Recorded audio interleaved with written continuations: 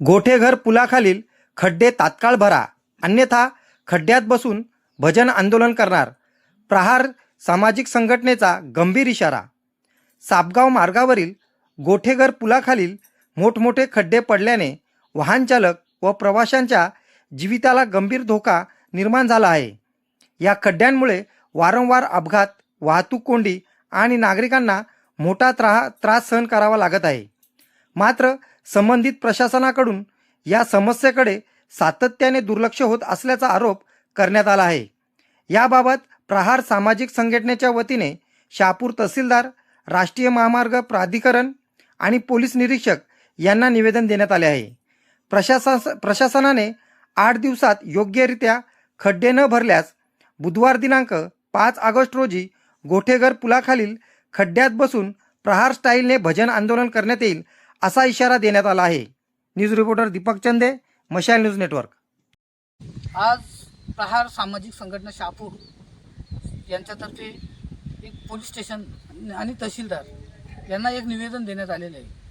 निवेदनाचा विषय असा आहे की शहापूर सापगाव हा जो रस्ता आहे त्यामध्ये गोठेघर जो नॅशनल हायवेचा ब्रिज आहे त्या ब्रिज खाली खूप असे मोठमोठे खड्डे पडलेले आहेत. दररोज तिथे अनेक अपघात होत आहेत, अनेक दुचाकीस्वार पडत आहेत. तरी देखील प्रशासनाने अद्याप त्या ठिकाणी दुरुस्तीसाठी कुठल्याही प्रकारची उपाययोजना करण्यात आली नाही. यासाठी आज आम्ही प्रहार सामाजिक संघटनेच्या सर्व पदाधिकाऱ्यांनी आज एक निवेदन दिलेले आहे.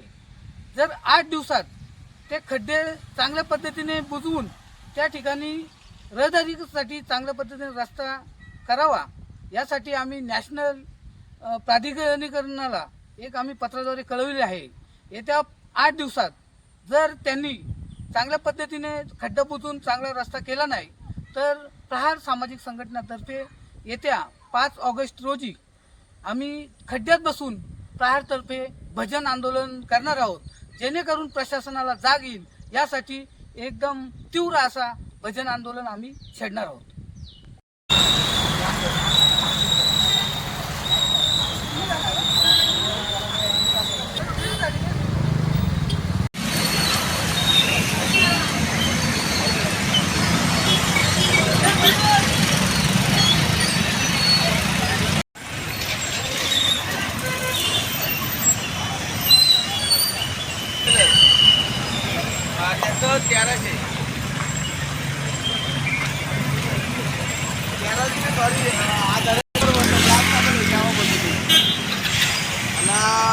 आज काम केलं असं तुम्ही.